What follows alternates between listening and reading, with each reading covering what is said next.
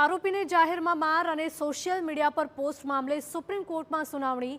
કેન્દ્ર સરકાર સહિત તમામ રાજ્યોને સુપ્રીમ કોર્ટે નોટિસ ફટકારી છે। ગૃહ મંત્રાલયની ગાઈડલાઈન છતાં પણ આરોપીઓને જાહેરમાં માર સહિતના મુદ્દે જવાબ માંગ્યો। આરોપીને જાહેરમાં માર અને સોશિયલ મીડિયા પોસ્ટ અંગે સુપ્રીમે આપી નોટિસ। વિવાદિત કન્ટેન્ટ દૂર કરવા માટેની યોજના અંગે સોશિયલ મીડિયા કંપની પાસે માંગ્યો છે જવાબ। ઉલ્લેખનીય છે કે ગત 15 જાન્યુઆરીએ સુપ્રીમ કોર્ટે ગુજરાત સહિત તમામ રાજ્યોને આરોપીઓને જાહેરમાં માર મારવા અને સોશિયલ મીડિયામાં તેને દર્શાવવા મુદ્દે નિર્દેશ આપ્યા હતા અને યોગ્ય સમયમાં આ મુદ્દે ગાઈડલાઈન ફ્રેમ કરવા કહ્યું હતું। સુપ્રીમે જવાબ માંગ્યો હતો કે આરોપીને પકડીને કરવામાં આવતી મીડિયા બ્રીફિંગ કેટલી યોગ્ય। આ મુદ્દે અરજદારે રજૂઆત કરી હતી કે ગુજરાત સહિત દેશમાં આરોપીને મારી અને વિડીયો બનાવી સોશિયલ મીડિયામાં અપલોડ કરાય છે, જે વાત યોગ્ય નથી।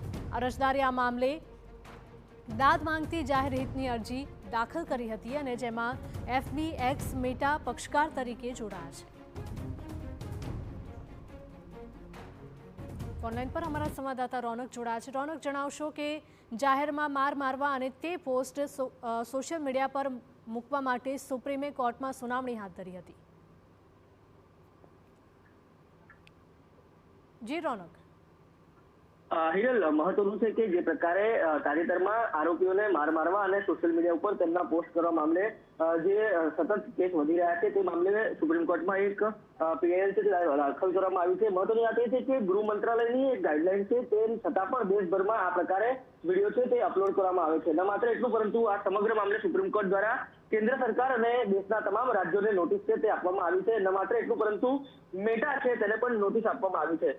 સુપ્રીમ કોર્ટ દ્વારા એ વાત ઉપર ચિંતા વ્યક્ત કરવામાં આવી છે કે પોલીસ દ્વારા સોશિયલ મીડિયા ઉપર આરોપીઓની જે તસવીર છે તે અને વિડીયો છે તે અપલોડ કરવામાં આવે છે, જેના પર જે નિષ્પક્ષ સુનાવણી થવી જોઈએ, તેમનું સન્માન જણાવવું જોઈએ, તે અધિકાર પર ઉલ્લંઘન કરવામાં આવે છે। ન માત્ર એટલું, પરંતુ ગુજરાતના હેમેન્દ્ર પટેલ દ્વારા આ જે યાચિકા દાયર કરવામાં આવી છે તે મામલે માર્ચ 2026માં પણ એક અરજી છે તે કરવામાં આવી હતી। સિનિયર વકીલ દ્વારા અનેક રજૂઆતો છે તે કરવામાં આવી હતી। સોશિયલ મીડિયા પ્લેટફોર્મને પણ આ સંબંધિત મામલે પક્ષકાર છે તે બનાવવામાં આવ્યા છે। આગામી દિવસોમાં સમગ્ર મામલે સુનાવણી હાથ ધરાશે, પરંતુ સુપ્રીમ કોર્ટની ચીફ જસ્ટિસની ખંડપીઠમાં આજે આ મામલે સુનાવણી હાથ ધરાઈ અને સુપ્રીમ કોર્ટ દ્વારા તમામ રાજ્યોને નોટિસ આપવામાં આવી છે। બિલકુલ, માહિતી બદલ આપનો આભાર રોનક।